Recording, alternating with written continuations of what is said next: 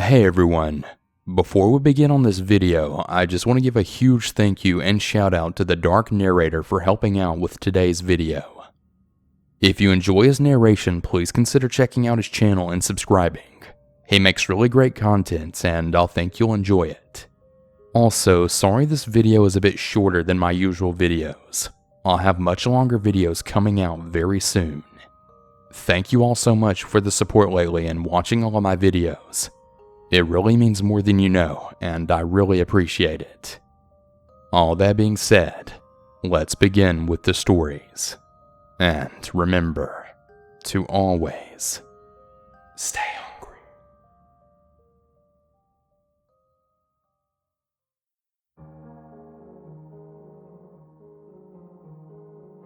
I'm a 24-year-old female.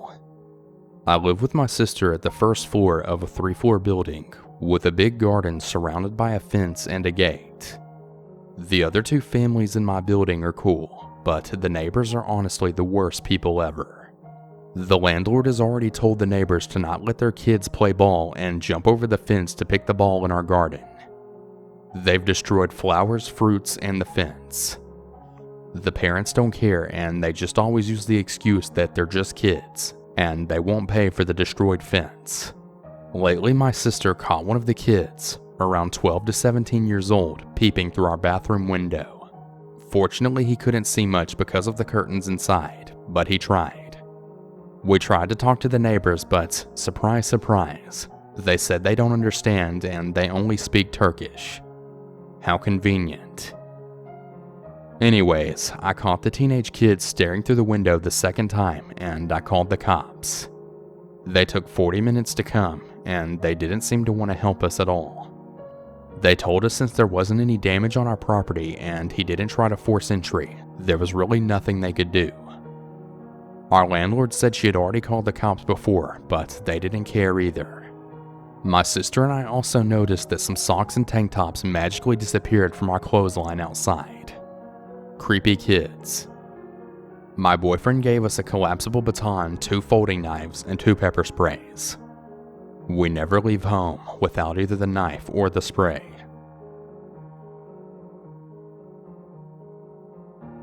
This experience still shakes me up to this day.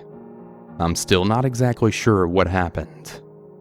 I live in a very safe neighborhood, which makes this even creepier because it just goes to show you never know what lies beneath. My nephew was about 5 years old. I was asked to babysit him for the night. I was young, and at the time I didn't really know much about how to watch a kid, so I figured I'd just put on Netflix for a few hours. We went to the kids section on Netflix and started watching some show about talking cars. This was about 5 p.m., so it was sunlight out. Perpendicular to the couch is a sliding glass door. The curtain for the door was wide open. I was sitting on the couch with my nephew as we were watching TV together. My nephew really liked the show, so we continued watching it. This went on for a few hours until it was dark outside. In my foolishness, I turned on some lights, but I never did shut that curtain.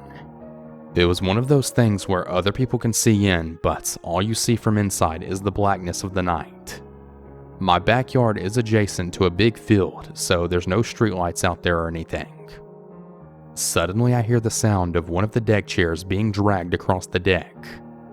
I instantly recognized this sound and just assumed it was my parents.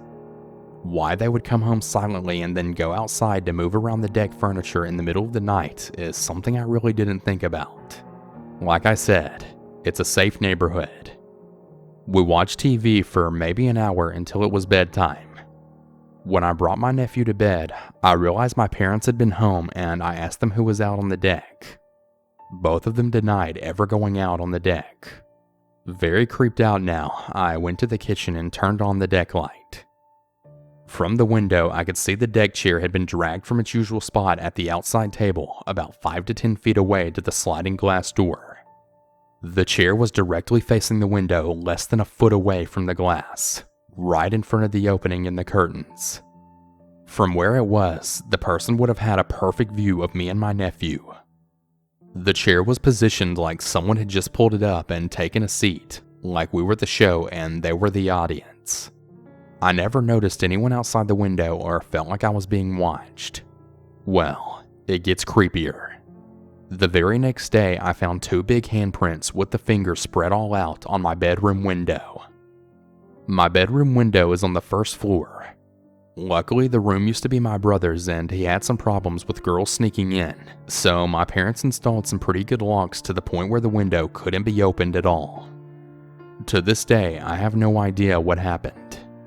It's been several years with no other signs of Peeping Tom since. Safe to say, this incident shook me to my core. I don't leave curtains open at night anymore, and neither should anyone else. So I grew up in a very small town where security wasn't much of a priority. At the time this began, however, my dad was on the road as a trucker, and my mom was very adamant about locking the doors. We lived in a 2-story older home, and the bottom level has 1 spare room, a garage, and my childhood room. My room was kind of underground, which means the windows led directly out to the ground level of our home. I would frequently use these to sneak out of the house and party as I got older, but I digress. When I got to the age of around 10 years old, I began feeling really scared of kidnappers. I would frequently play the hide under the covers and they can't see me game. One night I got this really strange feeling and I woke up to 2 handprints on my window. I screamed for my dad and saw a shadow of legs and a dog quickly walk away from my windows. My dad went outside to check it out, but he didn't find anything, so he brushed it off as me just worrying and being paranoid. A few years later, my parents are now divorced and I'm around 16. My mom comes in livid, accusing me of smoking cigarettes in the yard and throwing them down in the yard. We walk over to the area and I tell my mother that I don't even smoke and it could be my Peeping Tom. She believes me and we install a motion sensor light. Within the next 3 years before I went to college, we would often find Mountain Dew cans, cigarette butts, and candy wrappers right where my window is. I move away for college and think nothing of it. I thought it was over. Then, in the middle of the night, my 13-year-old little brother calls me crying, saying he would never sleep in my room ever again. He had slept downstairs in my bed because he had missed me, and he woke up in the middle of the night feeling watched. Fast forward around 5 years, and my boyfriend and I decided to go visit my childhood home. We walk around towards my window so discreetly to share a cigarette, and as I'm telling the story, he freaks out. He bends down and pulls a dry butt from my windowsill. It had rained until 12 the night before. I have no doubt that someone in my neighborhood has been watching me for close to 10 years, and they only stopped when they realized I moved. We occasionally find random items near my window, and no one wants to sleep in that room. But can you really blame them?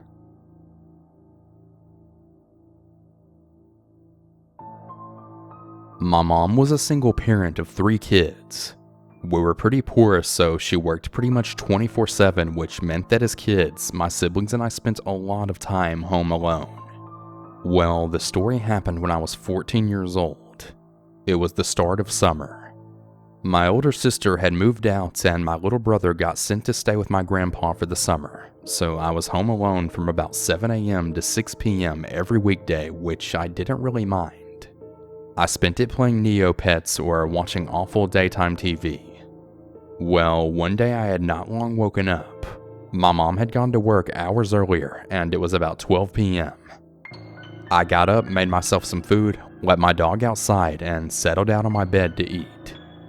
So I'm watching Rock of Love, which is weird because I remember exactly the bit of the show I was watching when this happened, even though it happened so many years ago. I'm now watching it, and I hear a smacking noise on my window. My window has a double window that needed 2 blinds, 2 curtains, etc. So there was a tiny gap where you could see through the very middle of them where they didn't quite touch. And that's when I saw a shadow along with a loud bang. I also heard what sounded like logs falling. They were outside my window and they were going to be used for firewood for the winter. So I get up and walk to my window, thinking perhaps it's a branch or something hitting my window, when I then see it. A huge handprint left on my window right where the tiny gap was between my blinds. So obviously I freaked the heck out and I couldn't even breathe. I was so scared. I called 911 and then called my next door neighbor who was a family friend of ours. He ran over as soon as I said, and that's when he found him. There was a man in his mid-40s running from my backyard into the street up ahead. My neighbor kept him there until the police arrived. When they arrived, I told them what happened, and they looked into the said guy to see if he had a weird past, but nothing came up. He had been dating and living with another neighbor of ours about 3 doors down from my house for a few months, and when asked what he was doing in my window, he said he was never there and that he was just looking for something in my front yard. The police got a statement from him, the neighbor who caught him, and myself, and I thought it would help him get put away or something, but no, they just let him go. I waited to hear back from them regarding the next steps, but I never got a reply from them. From then on, my anxiety was awful. I had some motion lights set up outside my window, as well as making sure I was never sleeping alone, but it wasn't enough. I literally could never rest. I felt like I was constantly being watched because, who knows, I honestly could have been.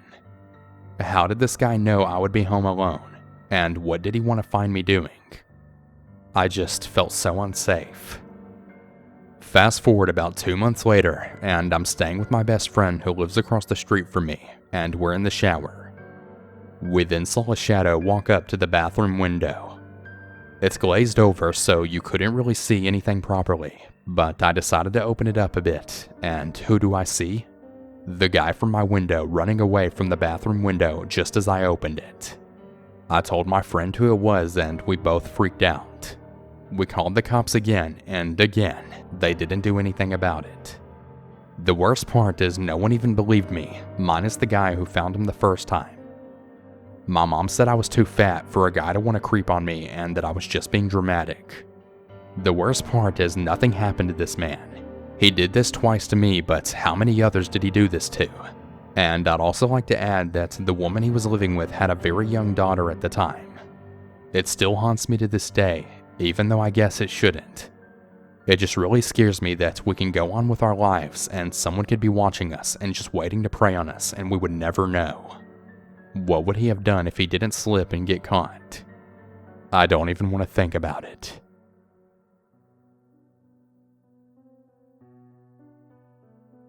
I moved back in with my mom while going to college. My 2 younger sisters were still at home but teenagers, so we were a household of women, aged 16, 18, 20 and my mom.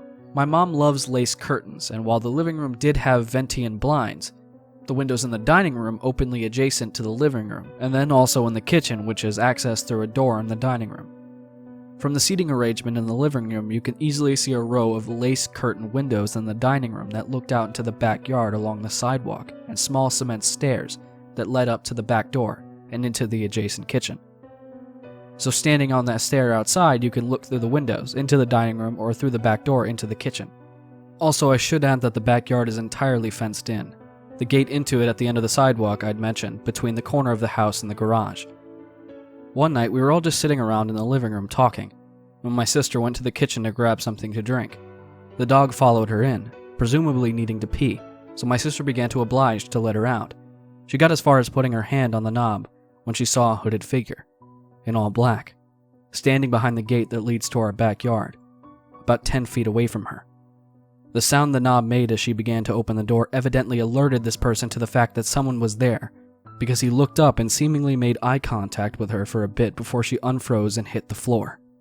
The first we were alerted to something being wrong was when she waddled into the dining room to stay under the windows that lined the walkway that stood between her and this person, motioning to us frantically, too afraid to talk.